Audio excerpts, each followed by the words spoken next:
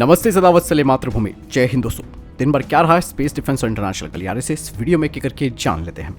बढ़ते पहले अपडेट की तरफ। दोस्तों, भारत का तपस अनमैन्ड एरियल सिस्टम के एवियोनिक्स और सिस्टम के साथ इजरायली Heron TP male unmanned aerial system airframe को अब आर्चर नेक्स्ट जनरेशन में विकसित किया जाएगा, जो कि इस साल उड़ान भरेगा।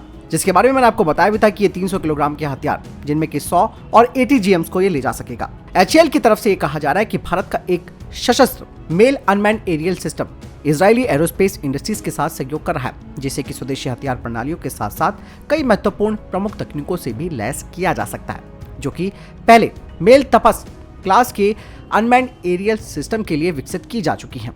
वहीं एरोनॉटिकल डेवलपमेंट एस्टेब्लिशमेंट और HAL सिंगल इंजन ट्विन बून डिजाइन पर काम कर रहे हैं।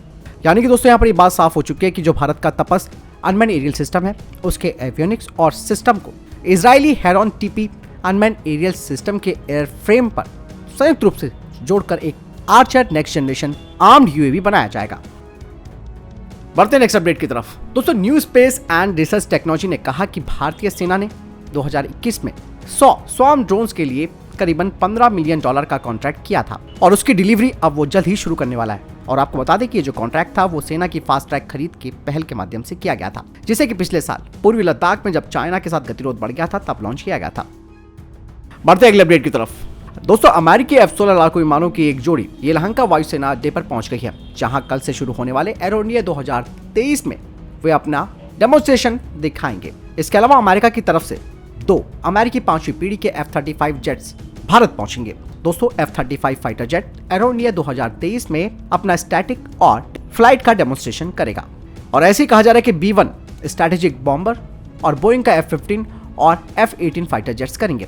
F-35 फाइटर जेट पहली बार भारत में होंगे। हालांकि वो भारत के 114 MRFA टेंडर में शामिल नहीं है और भारत के MRFA में F-15EX और लॉकहीड मार्टिन का F-21 शामिल किया गया है। बढ़ते अगले अपडेट की तरफ। दोस्तों, भारत और अमेरिका ने संयुक्त रूप से air launch unmanned aerial vehicle को तैयार करना शुरू कर दिया था 2021 से।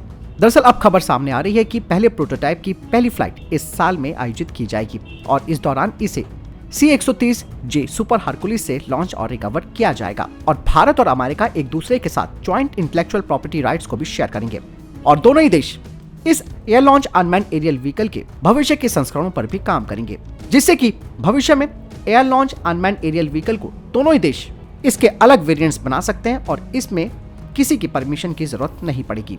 वहीं दूसरी तरफ भारत और अमेरिका 2 और प्रोजेक्ट्स को भी फाइनल कर चुके हैं, जिसमें कि काउंटर ड्रोन सिस्टम और इंटेलिजेंस सर्विलांस और रिकॉग्निजेंस प्लेटफॉर्म शामिल है।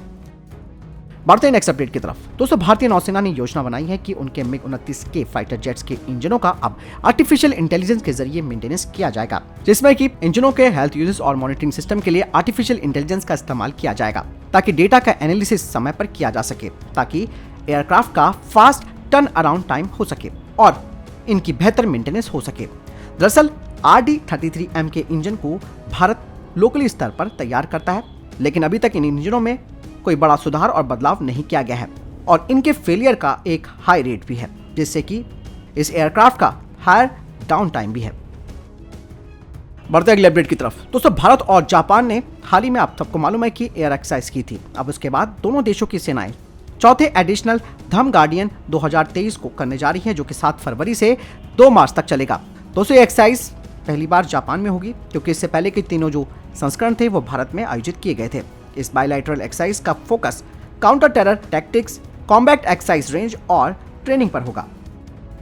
बढ़ते अगले अपडेट की तरफ। दोस्तों, गोदरेज एरोस्पेस ने घोषणा की है कि उन्हें टर्बो इंजन बनाने के लिए ऑर्डर मिला है, जिसे कि वो पार्टनरशिप के तहत तैयार करेंगे gas turbine research engine centre DRDO lab के साथ। इस कंपनी को 6 इंजनों के 8 मॉड्यूल्स का ऑर्डर मिला है और इसका डेवलपमेंट 2024 से पहले किया जाएगा और बाकी के जो मॉड्यूल्स हैं उन्हें 30 महीनों के अंदर तैयार करना होगा। गोदरेज के जो बिजनेस चीफ है उन्होंने कहा भी है कि जिस इंजन को वो बना रहे हैं वो कावेरी का डेरिवेटिव है, जो कि किसी एक एयरक्राफ्ट को पावर देगा और ये पहली बार है जब इस क्लास के इंजन के मॉड्यूल्स को स्वदेशी रूप से भारतीय प्राइवेट सेक्टर कंपनी बना रही है। बढ़ते हैं अगले अपडेट की तरफ। मझगांव डॉक शिप बिल्डर एक mine recognised autonomous under water vehicle यानी कि MRAV को तैयार कर रही है, जो कि ऑटोनॉमस रूप से ड्राइव होगा पानी के अंदर, वो भी प्रपल्जन सिस्टम के जरिए, और ये इंटरनल कंप्यूटर के जरिए पायलट होगा। साथ ही ये रिमोट पायलटिंग भी होगा। दोस्तों आपको बता दें कि जो MRAV है ये ऑटोमेटिकली सी माइंस को ढूंढेगा, वो भी एक्यूरेटली, जिसमें कि अपने बॉटम मैपिंग सिंथेटिक अपर्चर सोनार का इस्तेमाल करेगा और सतह पर आने के बाद ये MRAV अपनी पोजीशन को पास के शोर बेस या फिर शिप बेस कंट्रोल सिस्टम पर भेजेगा। बात करें इस MRAV की, इसकी 3 डायमेंशनल हाई मैन्युअबिलिटी होगी और इसका हाई हाइड्रोडायनेमिक स्टेबिलिटी होगी। इसके अलावा इसका लो अकॉस्टिक नॉइस होगी। बढ़ते हैं अगले अपडेट की तरफ। साप इंडिया टेक्नोलॉजी के चेयरमैन ने कहा कि साप भारतीय सब सप्लायर्स के साथ साझेदारी करेगा और भारत में मेक इन इंडिया की जरूरतों को पूरा करेगा। स्वीडन की रक्षा कंपनी की तरफ से घोषणा की गई है कि कार्ल गुस्ताव रिकॉइललेस राइफलों का निर्माण भारत में ही किया जाएगा। कंपनी की तरफ से कहा जा रहा है कि भारत में एक विनिर्माण संयंत्र स्थापित किया जा रहा है जो भारतीय सशस्त्र बलों के लिए मैन पोर्टेबल मल्टी रोल हथियार प्रणाली के उत्पादन में मदद करेगा। यही नहीं, उन्होंने कहा कि हम रक्षा क्षमता के लिए भारत सरकार के आत्मनिर्भर दृष्टिकोण को सफल बनाने के लिए प्रतिबद्ध है। इसके लिए साप भारत में कार्ल गुस्ताव के लिए विनिर्माण सुविधा स्थापित करेगा। दोस्तों यही नहीं, इसके अलावा कंपनी की तरफ से ये भी कहा जा रहा है कि ये सुविधा यानी कि ये फैसिलिटी भारतीय सशस्त्र बलों के लिए कार्ल गुस्ताव M4 के उत्पादन के साथ साथ दुनिया भर में सिस्टम के जो यूजर्स हैं उनके लिए कंपोनेंट्स का भी समर्थन करेगी।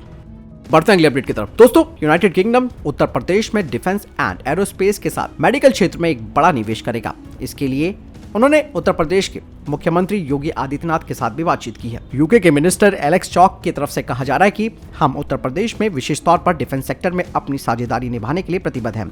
उत्तर प्रदेश भारत की रक्षा जरूरतों को पूरा करने की दिशा में मेक इन इंडिया मुहिम के तहत अपनी भूमिका निभा रहा है और इस भूमिका में यूके का योगदान भी रहेगा, जिसमें कि यूके स्ट्रेटेजिकली और टेक्टिकली वेपनरी का निर्माण और साथ ही कई क्षेत्रों में यहाँ पर भारी निवेश करेगा। इससे उत्तर प्रदेश भारत की रक्षा जरूरतों को पूरा करने में सक्षम होगा। वहीं उत्तर प्रदेश सरकार ने भी अपनी डिफेंस एंड एरोस्पेस को लेकर एक नीति जारी की है, जिसमें कि कहा गया है कि उन संभावनाओं पर आगे बढ़ने का कार्य किया जा रहा है जिससे कि प्रदेश इस सेक्टर में हब के रूप में विकसित होकर उभरे। बढ़ते हैं अगले अपडेट की तरफ। भारत और अमेरिकी सैनिक लगातार संयुक्त युद्ध अभ्यास कर रहे हैं और इस संयुक्त अभ्यास में पहली बार रासायनिक, जैविक, रेडियोलॉजिकल और परमाणु और टेरर रिस्पांस को शामिल किया गया है। इस युद्ध अभ्यास का नाम तर्कश है, जिसका आयोजन भारत के राष्ट्रीय सुरक्षा गार्ड यानी कि NSG और US स्पेशल ऑपरेशन फोर्स ने साथ में मिलकर चेन्नई में किया है। यह अभ्यास का 6वां संस्करण है जो कि 16 जनवरी को शुरू हुआ है और 14 फरवरी को समाप्त होगा। भारत और अमेरिका के स्पेशल फोर्स के बीच इस अभ्यास की प्लानिंग उस वक्त तैयार कर ली गई थी जब पिछले साल मई में रूस ने आरोप लगाया था कि रूस को फंसाने के लिए पश्चिमी देशों से सैन्य सहायता प्राप्त करने के लिए यूक्रेन अपने ही लोगों पर खार्किव में रासायनिक हथियारों का इस्तेमाल करने वाला है।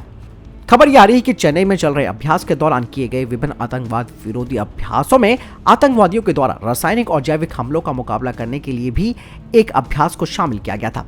रिपोर्ट्स की माने तो संयुक्त अभ्यास में पहली बार रासायनिक, रेडियोलॉजिकल, परमाणु, जैविक, टेरर रिस्पांस को भी शामिल किया गया और इस युद्धाभ्यास के दौरान एक थीम भी तैयार की गई थी जिसमें कि रासायनिक एजेंटों से लैस एक आतंकवादी संगठन ने एक अंतर्राष्ट्रीय शिखर सम्मेलन के दौरान एक कन्वेंशन हॉल पर हमला करने की धमकी दी थी, जिसके बाद NSG और अमेरिकी स्पेशल फोर्स ने संयुक्त टीम बनाकर आतंकवादियों की धमकियों को बेअसर करने के साथ बंधकों को सुरक्षित बचाया और आतंकियों के रासायनिक हथियारों को भी निष्क्रिय किया। बता दें कि इस एक्सरसाइज में भारतीय वायुसेना भी शामिल हुई है। बढ़ते हैं अगले अपडेट की तरफ। दोस्तों, जहां एक तरफ रूस और यूक्रेन का युद्ध चल रहा है, ऐसे में भारत के सुरक्षा सलाहकार यानी कि NSA अजीत डोभाल जी ने 9 फरवरी को रूस के राष्ट्रपति व्लादिमीर पुतिन से मुलाकात की है। अजीत डोभाल मॉस्को में अफगानिस्तान पर बहुपक्षीय सुरक्षा को लेकर एक बैठक में शामिल हुए थे, लेकिन ऐसा कहा जा रहा है कि अजीत डोभाल ने पुतिन के साथ मुलाकात की है और ये बात भारत से ज्यादा पाकिस्तान में चर्चाओं में बनी हुई है। दरअसल इस बैठक में पाकिस्तान ने हिस्सा नहीं लिया, जिसे लेकर जो हमारे एक्सपर्ट्स हैं उनका कहना है कि भारत काफी सावधानी से अफगानिस्तान में पाकिस्तान की स्थिति को कमजोर कर रहा है। साथ ही अफगानिस्तान में भारत की नीति पाकिस्तान पर भारी पड़ रही है और वो अलग थलग पड़ता हुआ नजर आ रहा है।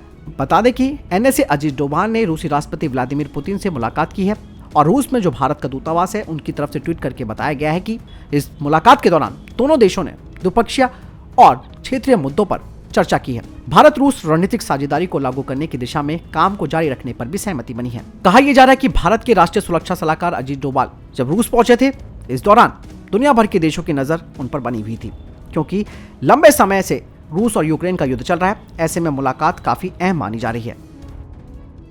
तो दोस्तों ये था अभी तक के टॉप डिफेंस अपडेट्स। वीडियो के संबंध में कोई प्रश्न जवाब या आपको कोई सवाल है कमेंट सेक्शन में लिखकर जरूर पूछ सकते हैं। मिलता हूं नए वीडियो के साथ, चैनल जरूर सब्सक्राइब कीजिएगा। जय हिंद, वंदे मातरम।